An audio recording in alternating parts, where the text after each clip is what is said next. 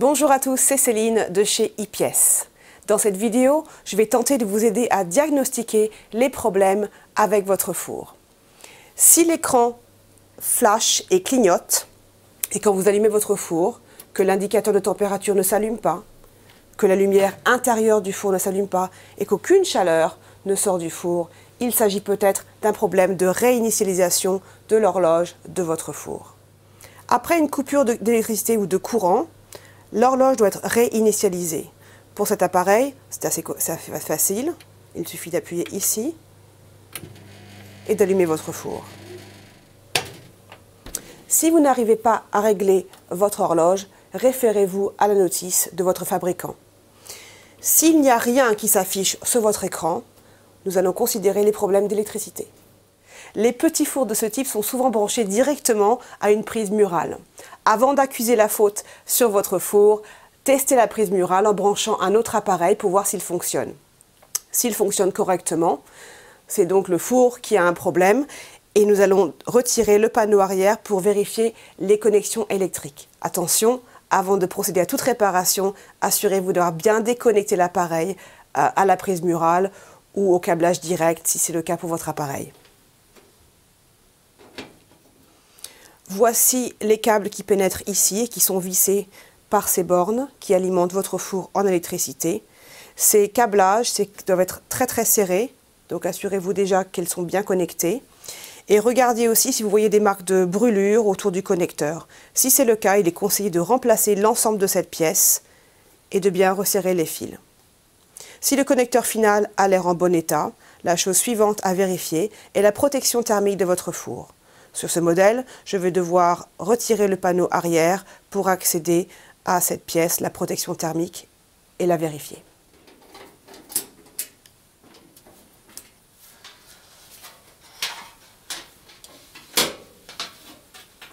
Sur ce four, il y a deux protections thermiques, une ici et une vers le haut. Je vais utiliser un multimètre pour tester ces deux protections thermiques.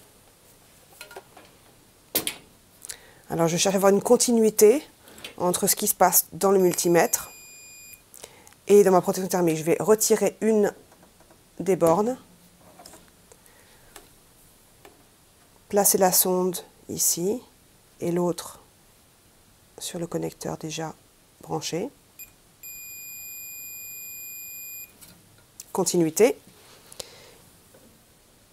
Et la deuxième, de la même manière.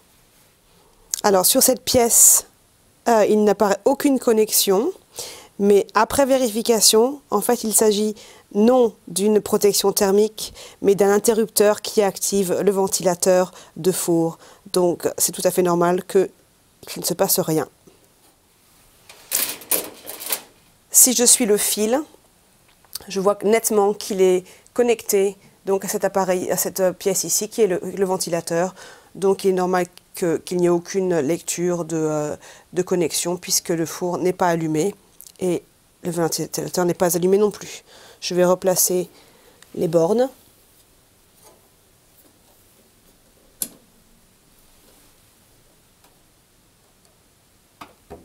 Si votre four ne chauffe pas correctement, il s'agit peut-être d'un problème avec un des éléments qui le composent. Sur ce four, nous avons trois éléments.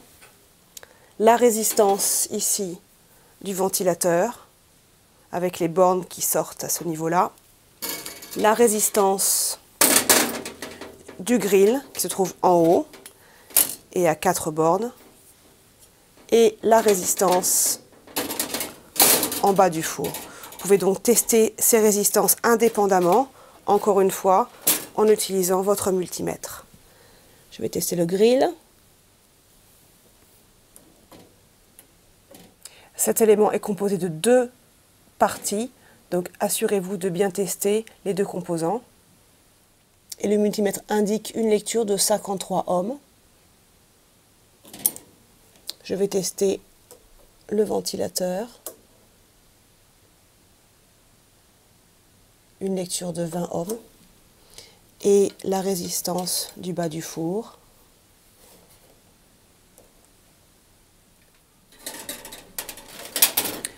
Ce que vous cherchez à avoir, en fait, est une lecture entre 20 et 50 ohms.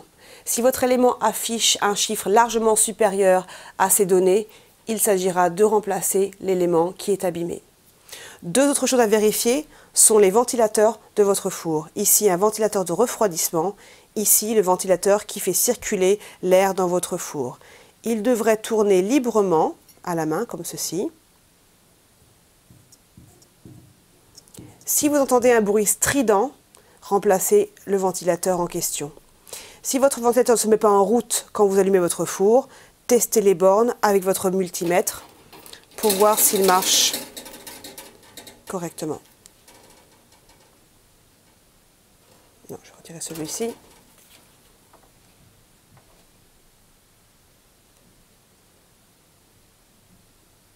Une lecture de 144-145 ohms. Et celui-ci.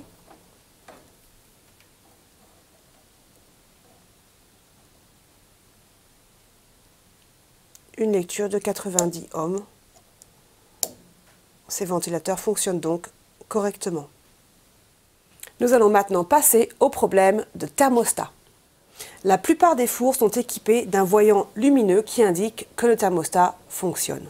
La première chose quand j'allume mon four sera la lumière dans la cavité du four.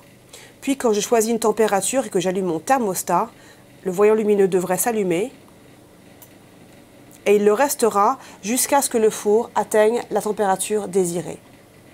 Si votre indicateur ne s'allume pas, il peut s'agir de deux problèmes. Premièrement, les connexions qui alimentent le thermostat. Deuxièmement, le thermostat en lui-même. Si le voyant lumineux s'allume et ne s'éteint pas, même quand la température du four est très chaude ou quand vous l'avez allumé sur une température basse et qu'il ne s'éteint pas, il s'agira peut-être d'un problème avec un des autres éléments de votre four. Je vais vous montrer ce qui se passe derrière. Voici donc une des parties de notre thermostat, celle qui est reliée à l'interrupteur, comme ceci.